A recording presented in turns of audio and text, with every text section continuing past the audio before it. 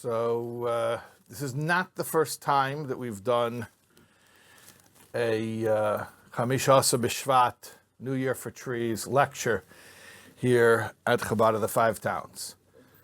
So I don't know, is anyone here, has anyone been here before, seen me speaking on this date? No? So I could have recycled the whole thing. Okay.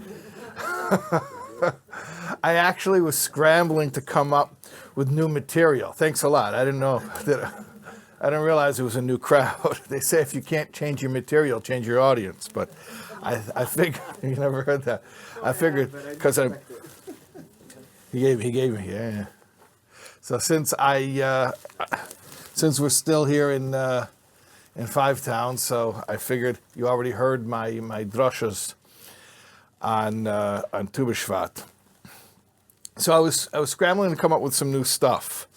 And by the way, we have that talk online. It's on soulwords.org or on youtube.com/soulwords or on Spotify or whatever, all the different platforms where you can find my stuff. Okay. What I wanted to try to do is the theme of trees. So this is the New Year for Trees. What does it mean, a New Year for trees? All the trees go out and they have a party and they Happy New Year. New Year for trees, just, I know maybe sometimes these things are taken for granted. We just say it so often, New Year for trees, and we don't explain what it is. New Year for trees is actually, originally it's a fiscal year. It has to do with making calculations for the tithes. When you have to bring the gifts that you're supposed to donate from that year's crop. So how do you calculate that year? So this is the cutoff. And basically it has to do with when the very, very first earliest signs of activity begin in the tree. Not the blossoming and the blooming and the bearing fruit, but just the very subtle first signs of new life, which is when the sap starts to flow in the trees. In fact, I remember as a kid, my mother, may she be well, she used to bring us to a forest preserves near our house. I grew up in Chicago, and I was actually just in Chicago this weekend, and I was reminded of what a real Chicago February feels like. It feels different. You got that cold air coming off the lake. Anyway, I remember as a kid every year, maybe not every single year, but quite often, we would go to the forest preserves and we would see them tap the trees for maple syrup. Very good.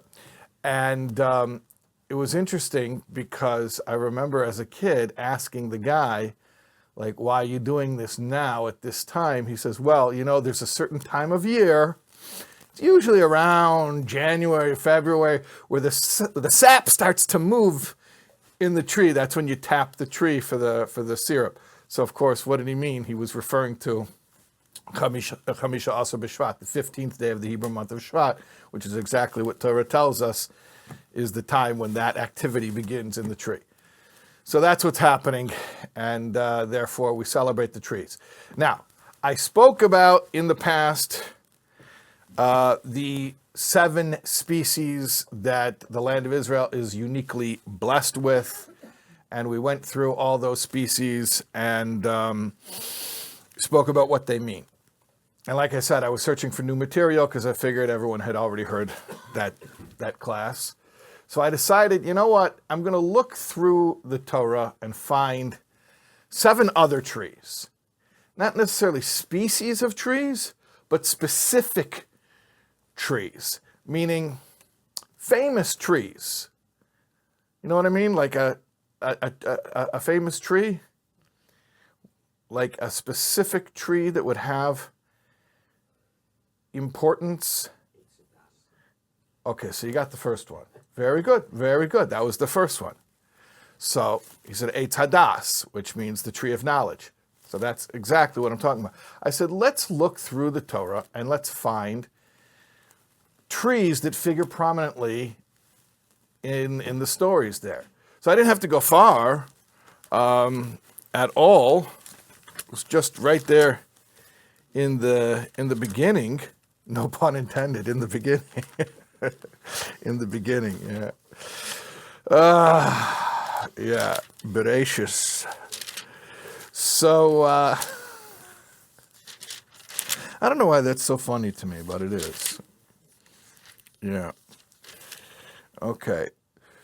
So it says here, yeah, in Gan Eden, exactly, that there was a tree called the tree of knowledge, and they were commanded not to eat from that tree. Yeah. So, where is it? Yeah. V'teimara isha el hanachash, yeah. The woman was speaking to the serpent. That was her first mistake. She didn't even talk to that guy, Nudnik. Yeah. Mipri eitz hagan nechel. We're allowed to eat from the trees of the garden.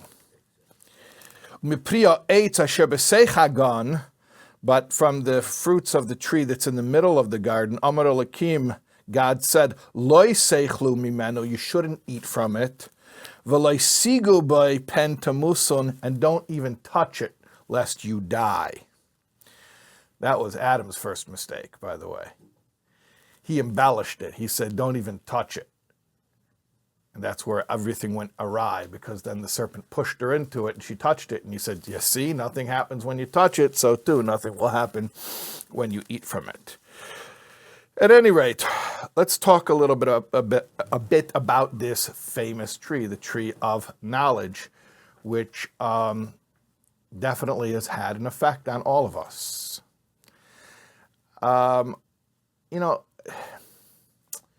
We live in a world. How you like that for a truism? And there are a lot of ways in which our thinking, unfortunately, has been affected by outside influences. And more pointedly, what I mean is there are a lot of Jewish concepts that are originally Jewish concepts. In fact, they still are Jewish concepts. But because of the way that society at large or Western civilization represents these ideas, I think that a lot of times Jews operate under some of these influences, and unfortunately we have unknowingly incorporated some Christological ideas into our understanding of these stories. So, for instance, this tree of knowledge, the original sin type of thing, which is a very basic Christological idea.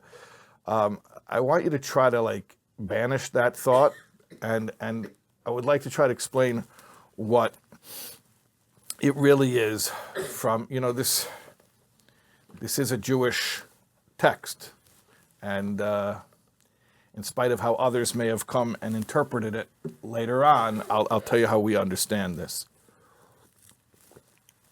The tree of knowledge is just that. It's a tree of knowledge. Knowledge of what? When you eat from it, do you become you can edit all the Wikipedia articles because now you know a lot, or you can win at Trivial Pursuit? What does that mean? It's a tree of knowledge. What kind of knowledge do you get? Well, it's apparent from the context that what happened right after they ate from the tree of knowledge, what was the first symptom that they had eaten from the tree of knowledge? How did God know? I mean, God knew because God's omniscient, but how did God prove to them that it was indisputable that they'd eaten? They needed clothing, right. Whereas previously they were comfortable with their nakedness, now they were self-conscious. So what kind of knowledge are we talking about? Self-knowledge. But I don't mean like insight. I mean more like crippling self-consciousness. Yeah, so you know what the curse of eating from the tree of crippling self-consciousness is? Now you have crippling self-consciousness. That's the curse. Okay? The origin of anxiety. Well, by the way, remember that 3-week course we had on anxiety? So part 2, when we spoke about the spiritual canaries, I didn't say it then, but I'll say it now. Those are the people who took an extra helping from the tree of knowledge. Because remember, we're talking about that paradigm of the people uncomfortable in their own skin, the existential angst and all that, like uncomfortable just being. That's what the tree of knowledge does. It makes you aware of your own existence, which is not fun. But on the other hand, to make a positive argument, and this was the way that the Kabbalists explain Eve's thinking, was that it also allows you to take an active role in your own life. And she thought that the way they were serving God was sort of automatic. It was on autopilot. And if she would have self-knowledge, that would enhance her free choice, and she'd be able to appreciate and enjoy serving God. And she was right about that. She just didn't think about all the terrible side effects that it brings with it. And also the fact God told her, don't do it, which was, it was a prohibition. At any rate, but she did it. Okay. There was another tree. What's the other tree? Life. Tree of life. Very good. And they were real quick. They were barred from eating that tree. In fact, when they were kicked out, it says that there was like a whole defense system set up. They shouldn't be able to get back in and eat from the tree of life.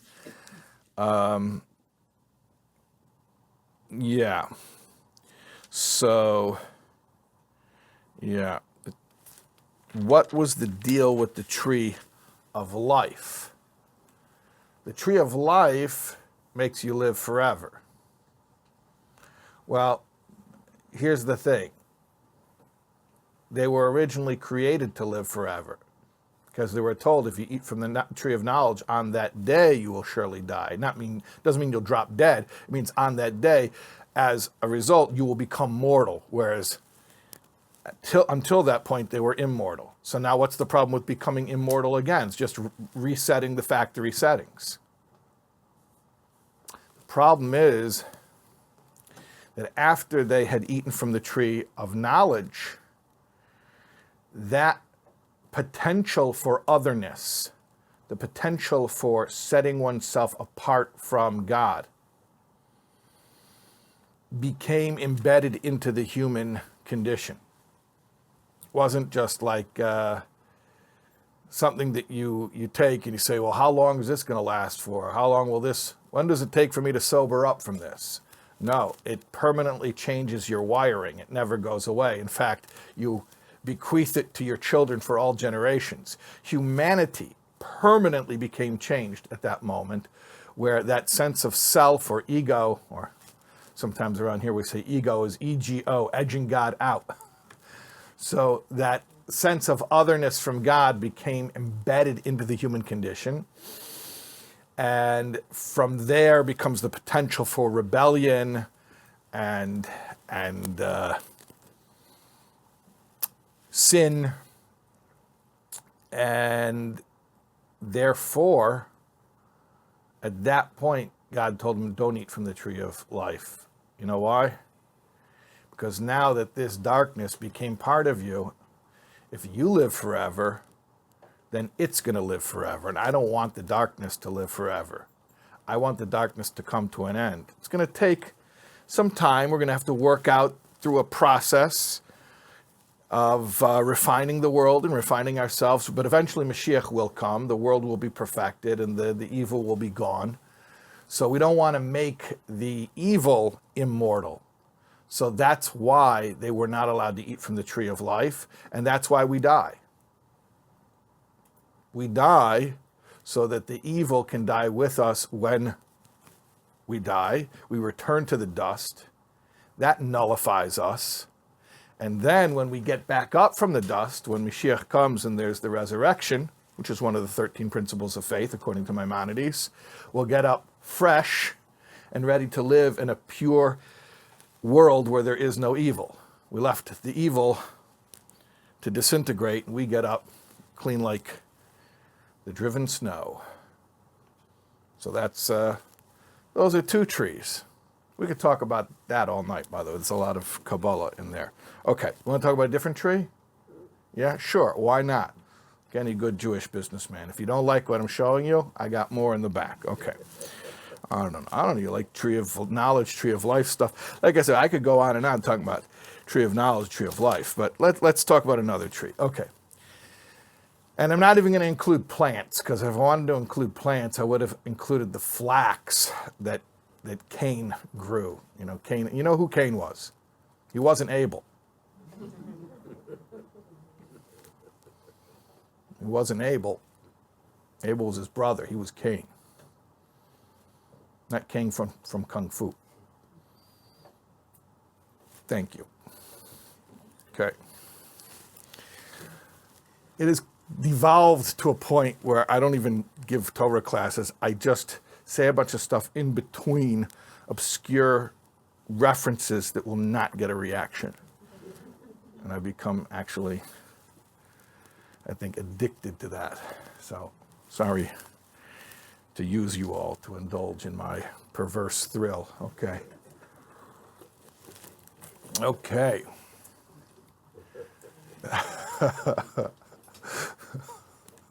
By the way, Cain was a wanderer.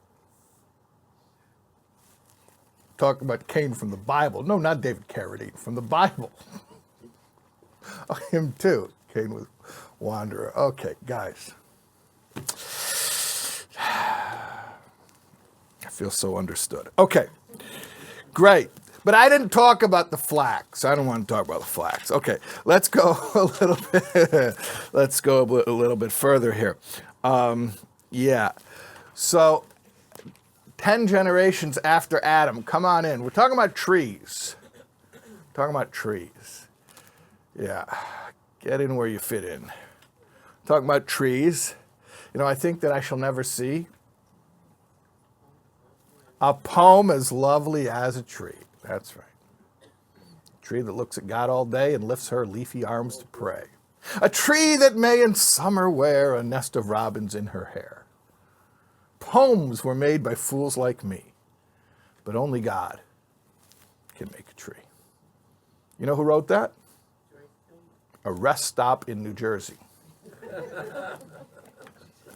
Yeah, Joyce Kilmer rest stop. I think there was a guy named after that rest stop. Yeah. He was living in Mahwah, New Jersey. Is that how you pronounce it? Mahwah, New Jersey? Yeah. When he wrote that poem. He was inspired by looking at the trees, and he wrote that poem. I think he was killed in World War I. Is that correct? You'll Google it. Joyce Kilmer. Joyce Kilmer was a man. His name was Joyce. He was a man. I do believe he died in World War I. I don't know, you gotta look it up. Okay.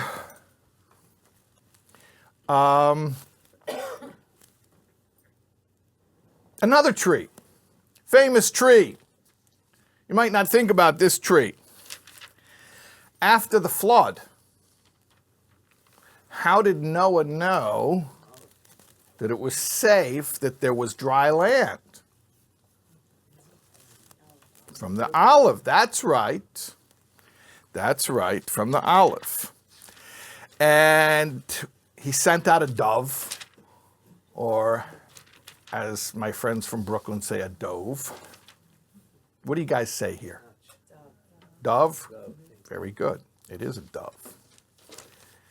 Yeah. Crown Heights, they say dove. Just telling you. What? What do you say? You say dove. We're from Chicago. Right, I say dove, right. So they're saying they say dove over here too. I was just in Chicago this weekend, by the way. It was nice to hear normal accents. It was really good. Say Florida instead of Florida and all that stuff. Okay.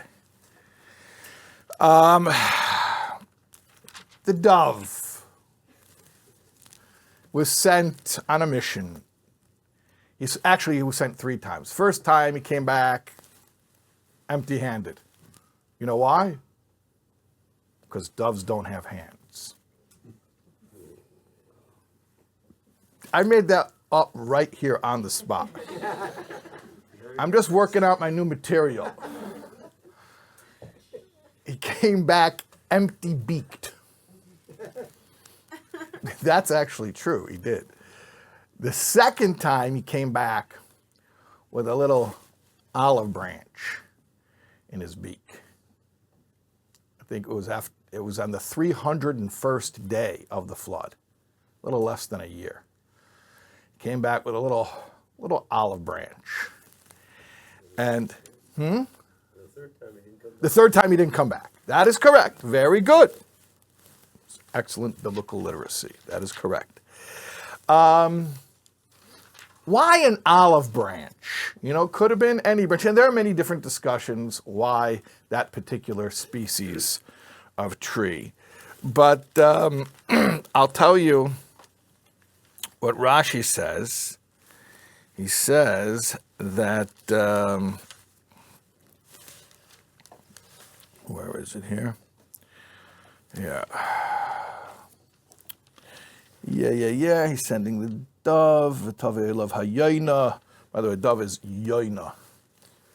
Is a dove. There's also a prophet named Yoina. And, taub means dove. Also a toib or taibel is a dove. And somebody told me once, he said, do you know that anyone with the last name Taub is a direct descendant, ben achar ben, from Noach, and that's why his name is Dove, because Noah sent the dove.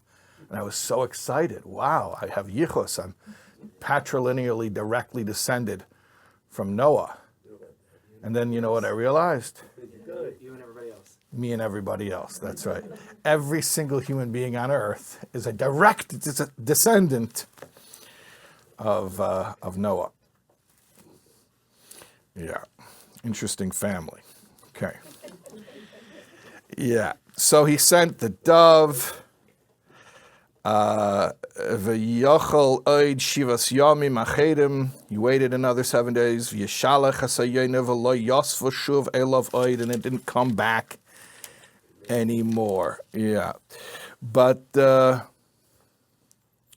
Rashi says the reason why he had an olive branch, the olive branch came to symbolize peace, but that's not a Jewish symbol.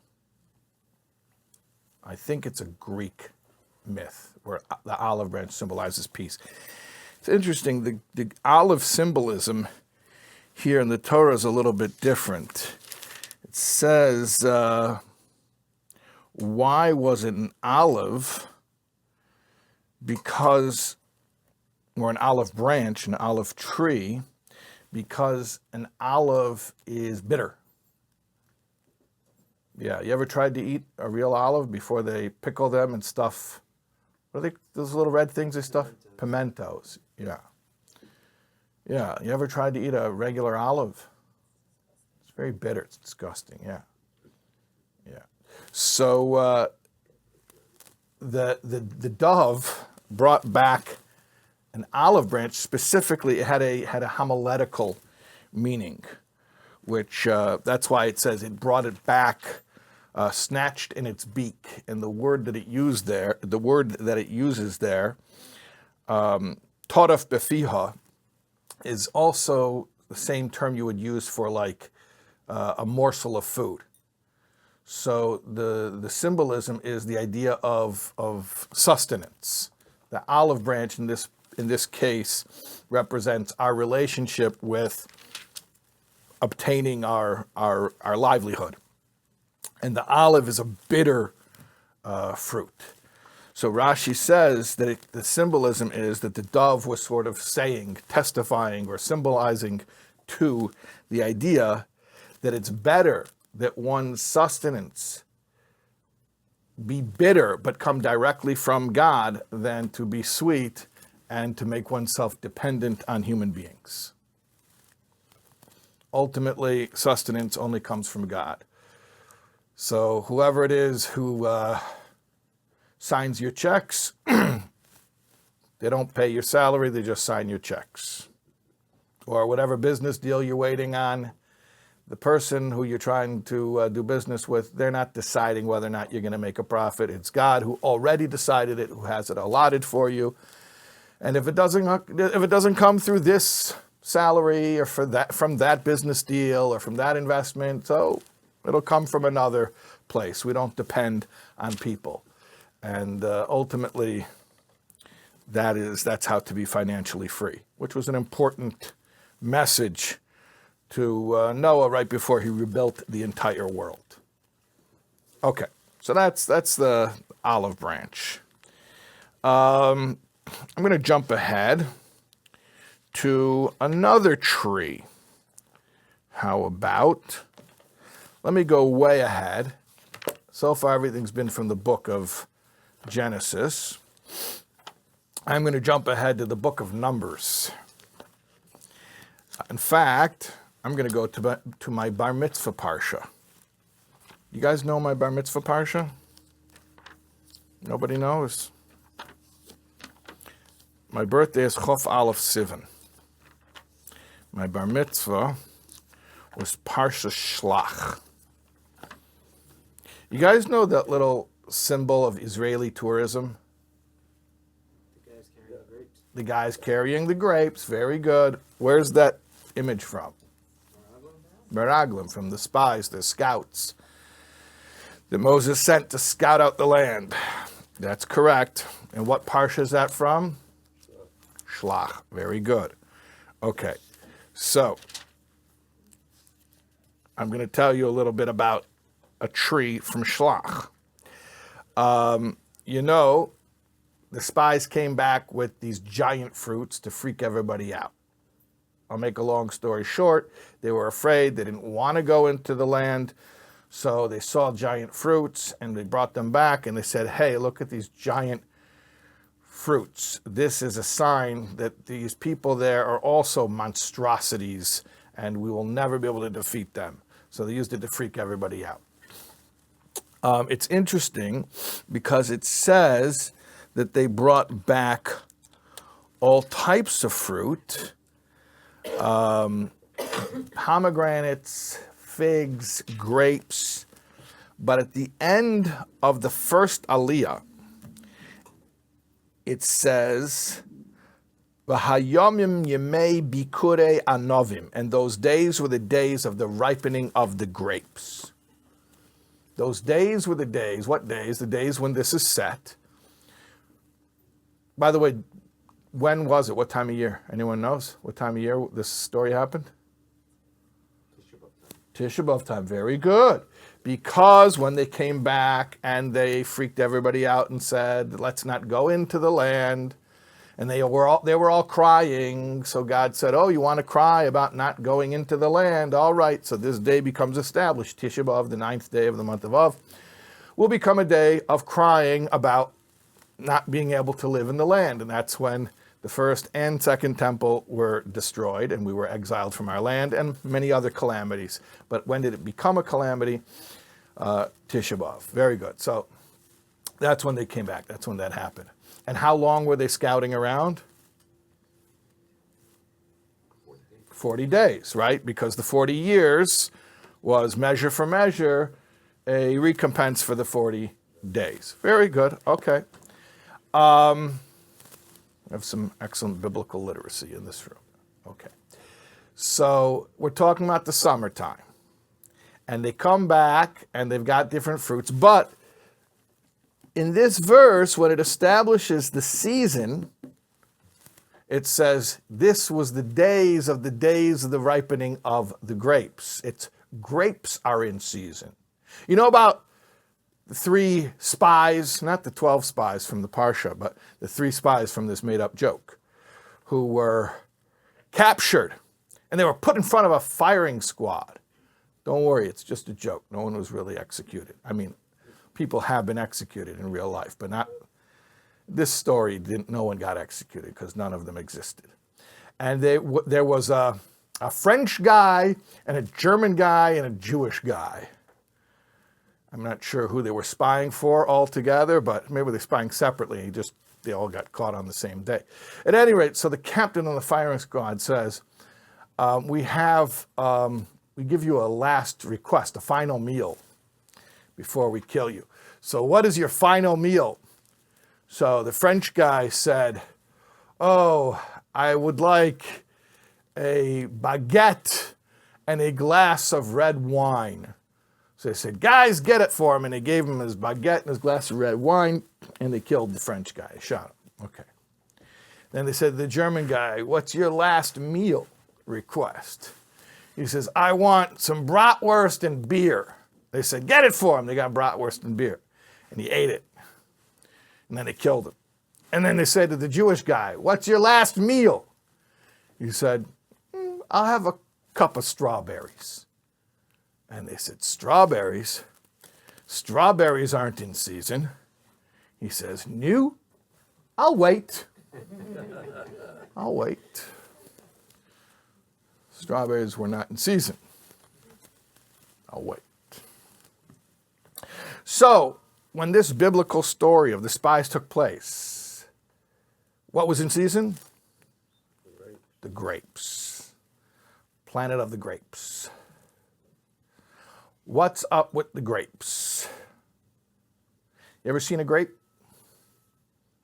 You ever looked at it closely? Grapes have seeds, unless they're seedless grapes. But in nature, grapes have seeds. And what's interesting is that most fruits, you can't see their seeds unless you cut it open. Like if you take an apple and you hold it up to a light, you think you could see through and see the seeds? Never. No way. Take a watermelon, you hold it up to the light. Watermelon's got a lot of seeds. You think you'll be able to see through the watermelon, what's called a rind? No, never. You take a grape. Grape has translucent skin. And in the meat inside the grape is also kind of translucent. And by the way, if you ever do a haunted house at home, you peel the grapes, you put them in a bowl, you tell somebody they're eyeballs. You ever done that? No? Yeah. Just giving you free tips. Okay. But you tell them to touch it first, and then you tell them it's eyeballs. That's how you do a homemade haunted house. Okay. I have more tips for how to do a homemade haunted house, but it doesn't seem like this crowd really cares about the important things, so I'll go back to pretending to teach a class. Okay. So grapes are translucent.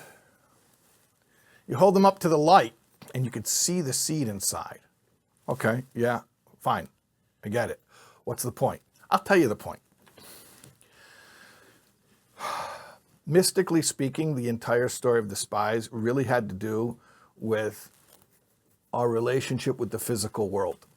The spies who did not want to enter the land did not want to enter the land precisely because they were spiritually on a lofty level, where they wanted to do nothing but study Torah as a set of holy ideas, spiritual ideas, and that they could continue doing in the wilderness. They were not concerned with going into the land where they would have to be involved in all types of mundane activities like city building and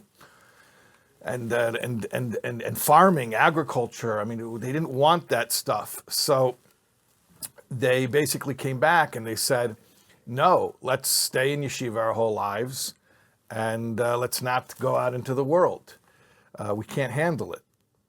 In fact, when they said the land will devour us, what they meant was that the earthliness will devour us. If we get involved in mundane activities, we're not going to be able to maintain our spiritual connection. So better we don't enter the land. Well, they were dead wrong, because the entire purpose of the Torah is to be implemented in the physical world. God gave us the 613 commandments, which are all physical acts. They're things that you do with your body. That's why our souls were sent to the world into bodies. That's why the Torah was taken from heaven and given down here on earth, so that we could do all the mitzvahs in actual physical reality. So that's what they misunderstood. And the idea there, those who come to my weekly Tanya shir, they'll be familiar with this concept, is that, there's a concept called the Vedas Habirurim, the work of refining the sparks. There are sparks of godly energy in the world, and that there's klipa. Klipa literally means a shell or a husk, and then there's kedusha. There's holiness. So we have this whole job of refining the klipa, the stuff that is not holy, and trying to turn it into stuff that is kedusha, that is holy. Now, within klipa, there are two types. There's what we call klippas, or shalosh klippas atameus, the utterly irredeemable klippa. So that's stuff that Torah forbids and says, just leave it alone, don't mess with it, because it's going to drag you down. So the pork sandwich, there's nothing you can do with it. Just walk on by and that's it. Okay. But the kosher corned beef sandwich, that's called klipas noiga. That's called the intermediate klipa, which is neutral. So it's not holy, it's not innately holy, but potentially you could make it holy. You eat, it's kosher, and you make a blessing on it, and you eat it for the right intention, and then you take those calories, and then you burn those calories to do some type of a mitzvah. So then you took the corned beef sandwich and you turned it into holiness. So that's the idea of entering the land. Means that Jewish people have to have dealings with the physical world, and not to let it drag us down, but rather that we should lift it up.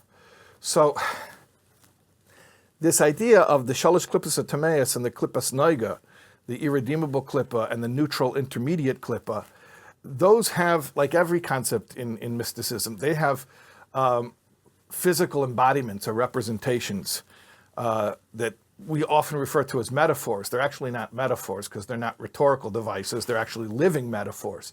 So the idea of shalosh klippas atameus and klippas noiga, irredeemable klippa, and neutral, mundane, elevatable klippa, that exists also in our world, which is, there are two types of klippa. I told you before, klippa means a skin or a husk or a shell. There are two types of klippa. There's a klippa that's opaque, and then there's a klippa that's translucent. So a klippa that's opaque represents the idea of something physical where you look at it in the form that it exists in this world, and all you see is the form in which it exists in this world. You cannot perceive. I don't mean physical sight. I mean, conceptually, you cannot perceive. You're looking at this thing and you cannot perceive, how is there a godly spark in it that can be redeemed? You look at it, you're like, this is useless. This has no place in my life. I just have to leave it alone. And that's what's called shalosh klippas atameus, the irredeemable klippa. It's like an opaque shell that makes it impossible to access the godly spark that's in it. But then you have a fruit like a grape, where it has a skin, but the skin is translucent. So if you look closely and if you look up to you put it up to the light and you look with the light, there's the seed deep inside. And that's like the idea of things that if you take a quick glance at them, they appear, you just see the klippa, you see the shell, meaning you see the superficial way it presents itself in this world. You see a car, you see a house, you see money, and it looks like it's not holy. But look a little bit more closely, because it has a potential to be elevated. You use that car to drive and do mitzvahs. You use that house to do mitzvahs, to have guests. You use that money to do mitzvahs, to give tzedakah and to support good causes. So all that mundane stuff, if you look at it too quickly, you'll just see the superficial appearance of it, and it looks like it's mundane. But if you hold it up to the light of the Torah, then you'll have insight and you'll be able to see, there's the seed inside, meaning there's the potential, the godly core within it that I can access by using this thing for the sake of heaven. So, Moses is telling the spies, go into the land and let us know if you think we can take it. It's not just something that happened when the Jews came out of Egypt. It's something happening right now. It's happening right now on a daily basis. We're looking at the land. We're scouting out the land. And we're saying, do we think we can take it? Do you think we can get up in the morning and learn some chassidus and meditate and daven and then manage to leave shul and go into the mundane world and not get sucked down into it? You think that we could manage that? Or you think that we're going to lose our spirituality the second we get to work? Or the second we get into our car and we start the commute to work? Right? How are we going to maintain our spirituality when dealing with the mundane? So here's what you have to know. That this endeavor is taking place in what setting? These were the days of the ripening of the grapes. That the whole world is a grape, metaphorically. That most of the klippa that you'll encounter is translucent klippa. That's what klippas noiga means. Literally, noiga means glowing. Why is it glowing? Why is the klippa glowing? Because the godly spark inside is able to put out its light past that shell. If the shell is opaque, then the godly spark is not discernible within. But because the shell is translucent, so to speak, the godly spark is discernible. You can see its glow. Not the full light, but the glow of it. So you should realize that the world is basically full of grapes. That whatever you'll encounter in your day-to-day life, whether it's eating or drinking or making money or spending money or DIY projects around the house, whatever these things are also potentially spiritual activities. You just have to be able to look for that potential. But they're not coconuts, they're grapes. You got to know the difference between the coconuts and the grapes. There are some coconuts in life. That's the stuff you look at it, you're like, I'm never going to be able to use this in my spiritual path. And the answer is, you're right. So leave it alone, and then, when Mashiach comes, God will take care of all that stuff.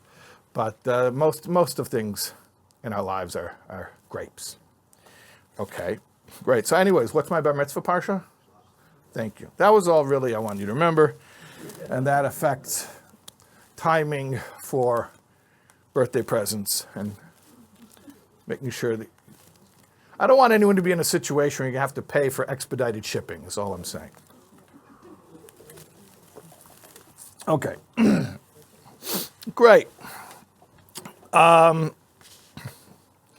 I'll tell you about, let me go out of the Chumash, the 5 books of Moses, and I'm going to open up my trusty Tehilim over here, my Psalms.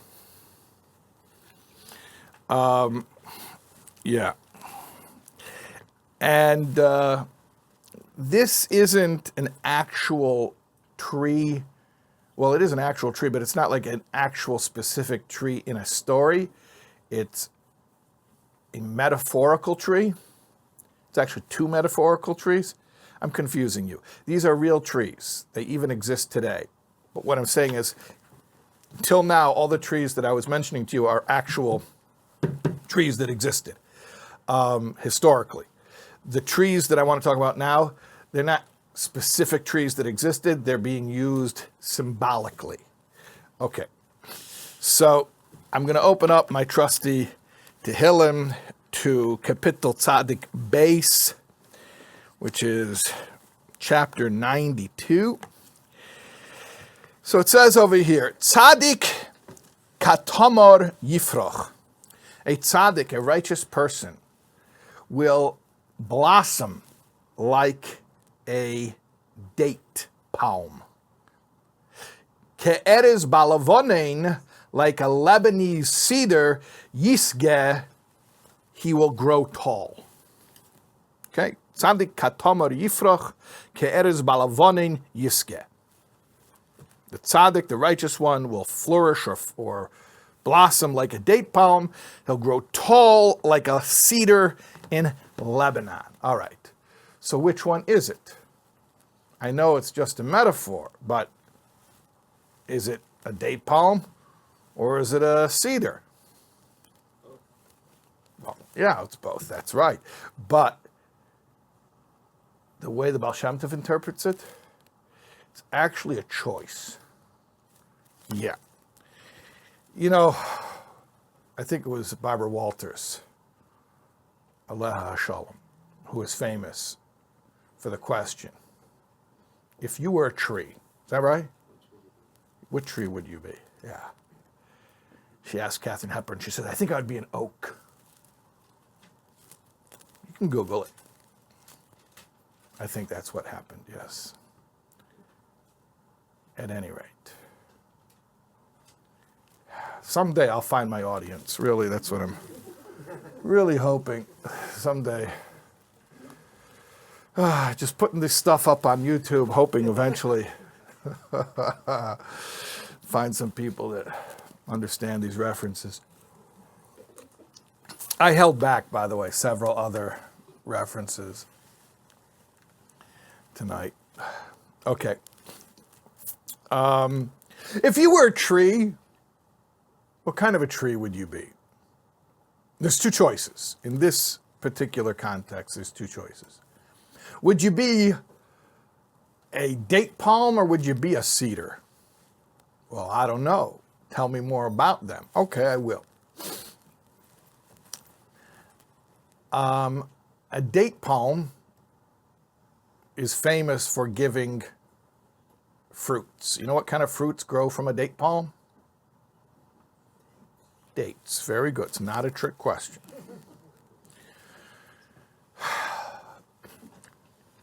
Yes, and dates are known as very tasty and very yummy.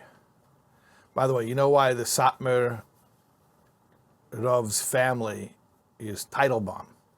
Teitelbaum is a Teitelbaum. It's a date palm. Yeah, because of this Tzadik Ketamar Yifrach. So a tomar, a date palm, gives fruits. Specifically, it gives dates. And those dates are very yummy and sweet.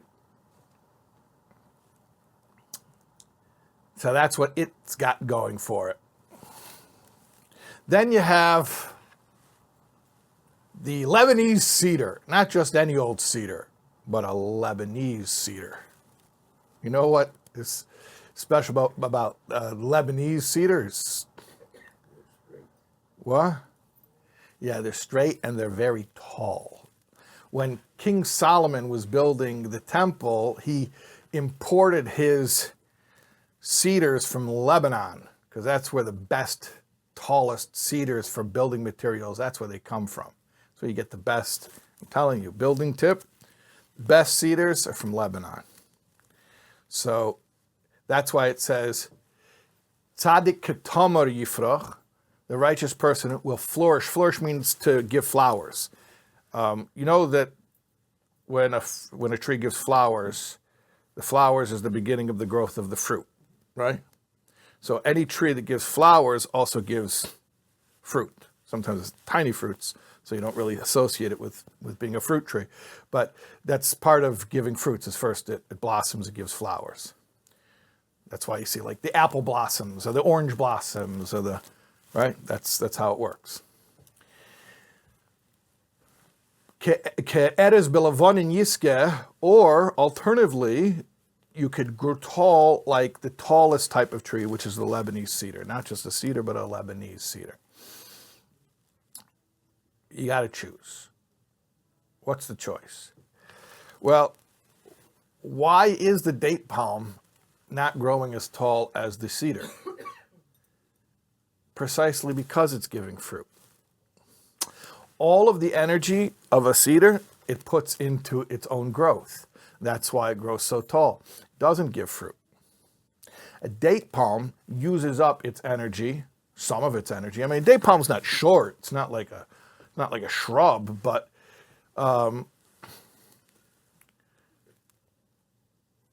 it's not as tall as a Lebanese cedar. So a lot of that height goes into its fruits. So what do you want to be? You want to be a date palm, you want to be a cedar. So here's what it means. You can take all of your energy and put it into your personal growth. And by personal growth, I'm talking about important things. your spiritual connection and your Torah study and doing mitzvahs, all good stuff, all good stuff. And you can become that kind of a tzaddik. The tzaddik who focuses on personal development and is very successful and grows very, very tall, spiritually speaking, tall like a Lebanese cedar. Beautiful. Or you could be a tzaddik that flourishes like a date palm, which means you don't grow quite as tall. Why? Because instead of putting all your energy into your growth, you allocate energy for fruits. Fruits are for others. Animals eat the fruits. People eat the fruits. You're taking some of your sweetness. I mean, sweetness is sugar. Sugar is energy. And you know how hard it is to photosynthesize? Not easy. I tried. I couldn't. I thought I had all the ingredients for it. I couldn't make any sugar. There was some lady in Australia, some scammer, said she was able to photosynthesize. She was like charging people money to teach them how to photosynthesize. So finally they said, you got to prove that you can photosynthesize. She says, no problem. They locked her in a hotel room for a week. Within 24 hours, she's banging on the door. She wants to be let out. So like, you said you could photosynthesize. Oh, because what they did is they switched the room on her like right before. Because she probably had like Mike and Ike's hidden in the air vents or something. I'm just projecting, because if I was locked for 24 hours to pretend that I could photosynthesize, I have a buddy stash some Mike and Ike's in the air vent. That's just where my brain goes. But anyway, so they switched rooms on her, and then she was like, oh no, like you never stash. So she's banging on the door to get let. This is a real thing. I forget her name. But anyways, she called herself a lightitarian. She eats light. So then they let her out, and they're like, well, why didn't it work? She's like, well, because the air was too impure over here. So city air didn't allow me to photosynthesize. Yeah, anyway, so photosynthesis, it's no joke. Now think about that. You're photosynthesizing and you're creating this energy, and you could allocate that energy to like grow a little bit more, a little taller. Or you could take some of that energy and send it into some fruits that you don't even benefit from. Others are going to benefit from it. What are you going to do? So that's what I'm saying, the Barbara Walters question, which kind of tree do you want to be? Do you want to be a cedar, or do you want to be a date palm? And that's the choice that all of us can make. I'll tell you something interesting. The wife of the Rebbe Rashab was the fifth Rebbe of Chabad. And he was the last Chabad Rebbe to actually lead from the town of Lubavitch. And then World War I came and he had to leave Lubavitch, and they went to Rostov. And that's where he passed away. And his son, the sixth Rebbe, succeeded him. And he relocated several times and eventually came to New York.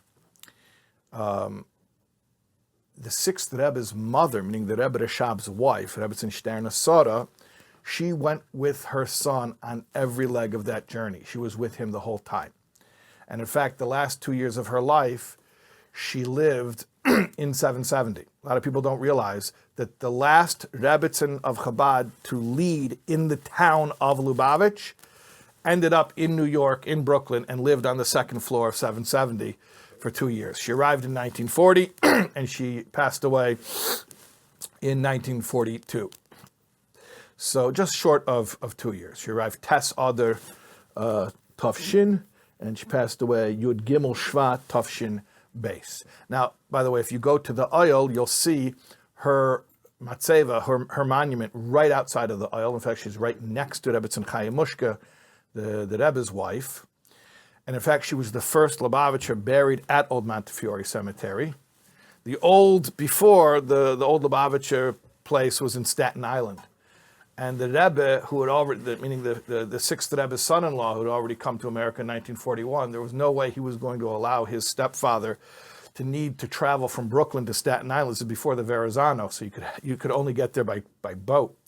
So there was no way that the Rebbe was going the future Rebbe was going to allow his father-in-law, who was then the current Rebbe, to have to get on a boat every time he wanted to go to his mother's grave. So the Rebbe had Rebbe Kazanovsky open up a new chelka in Old Montefiore in Cambria Heights, Queens, and that's where Rebbe Tzimshter Sora was buried in 1942. And because she was buried there, then eventually her son, the sixth Rebbe, who passed away 8 years later on Yud Shvat Tafshin Yud, then he was laid to rest there. And then eventually in 1994, with the passing of our Rebbe, he was laid to rest there as well, next to his father-in-law. So if you think about it, so many people, tens of thousands of people from all over the world come to this this random neighborhood in Queens. They come to Cambria Heights, and it's like, really, you think about the amount of people who come there to daven and connect. Like, why in such a place? Like, how did it even become that place? Because of Rebbe Tzimshter Sara, because she was laid to rest there, and then that became where her son, and then eventually her son's son-in-law, our Rebbe, was laid to rest, and that's how it all started. It all started from her. So why am I telling you about this? Because today was her day of burial. Chamisha Asa B'Shvat, the New Year for trees, is the day of her burial. Now I mentioned earlier, if you were listening, she passed away what date? Did anyone catch that? Very good. I'm so impressed. Yes, Yud Gimel, which is the 13th.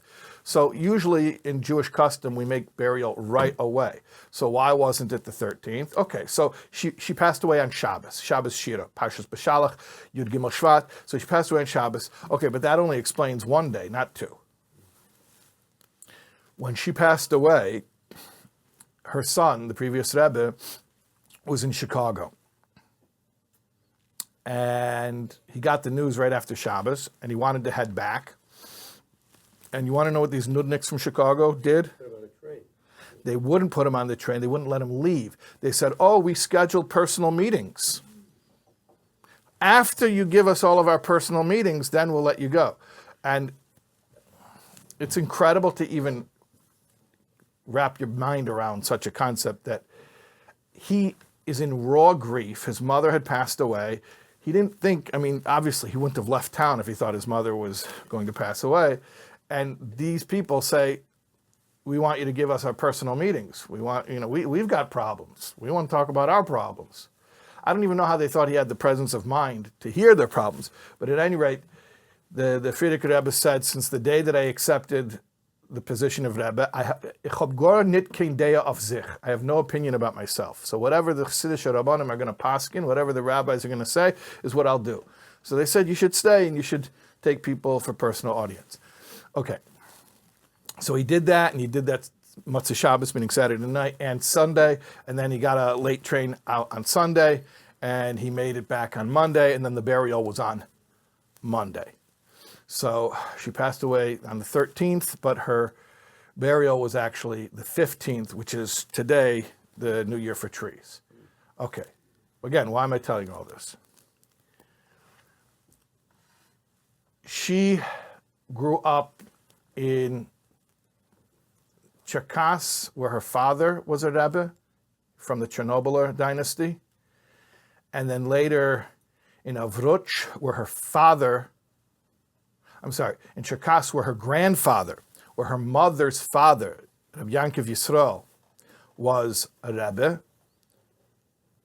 Rabbi Yankiv Yisrael Tursky, which is the name of the Chernobyl dynasty. So she grew up there, and then later, after her father, Rabbi Yosef Yitzchak, became a Rebbe, so then they moved to Avruch, where he was a Rebbe, and she got married, and she moved to Lubavitch, where her husband, the Rebbe Rashab, was born and raised. Okay. When she came to Lubavitch, she felt bad because all the other girls were taller than her. I guess where she lived before, she wasn't the shortest. Or if she was, it wasn't so discernible. And she came to Lubavitch. I don't know what was in the water over there, but the girls were much taller than her, and she was struck by that right away. And she actually felt bad about it. So she told her father-in-law, the Rebbe Maharash, and he told her, don't worry. short trees give the best fruit. Short trees give the best fruit. So it's interesting. Her day of burial, not her day of passing, but because of the mysteries of how things work, her burial ended up being on this Yom Tov of the New Year of Trees, and she was compared to a tree, and specifically what kind of a tree? The short tree that gives good fruits. What's the short tree that gives good fruits? Not the Lebanese cedar, which grows tall but gives no fruits. The date palm, which is relatively shorter, but it gives good fruits. And that's the way that really we all want to be, is we want to take from the energy that we could allocate for our further growth and to become taller and greater and wiser. You know, I could go study things that are on my level. Why do I have to go teach other people and repeat stuff that I already know? Or I could go work on I could daven a little bit longer. Why do I have to go do chesed, do something, do a favor for somebody? Let me focus on my growth. I'm not talking about being selfish, like I want to go sit in a jacuzzi and sip pina colada. I don't mean that. I mean, I want to go work on my spiritual growth. So we say, you know what? That's nice, and that you could do that, and you would be still called a tzaddik, because tzaddik also applies to the Lebanese cedar. But you know, there's a better way to be, and that is take some of your energy and make fruit, meaning create something that other people can benefit from as well. Okay, so those are some trees. Happy Tree New Year, and may you all give good fruits. Amen.